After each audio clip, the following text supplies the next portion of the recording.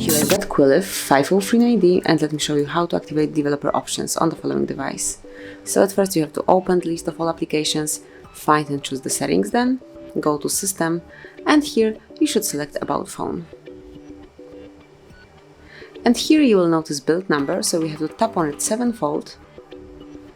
And after 7 clicks you will be a developer. As you can see, here's the notification, let's go back, and here developer options appeared. Smoothly click on this tab to activate developer options, and here you can come along with all super advanced features, and you can obviously perform all these actions. So for example, you can destroy every activity as soon as the user leaves it in your apps. Then you can activate background check, you can add some background process limit, you can also disable USB audio routing, or do whatever you would like to do over here.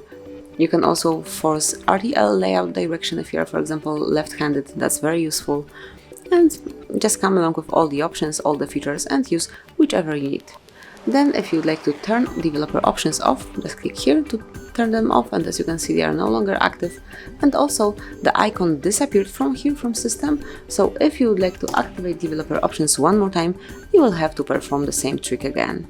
And this is it. This is how you can smoothly and easily activate QILIVE 5039D. Thank you for watching.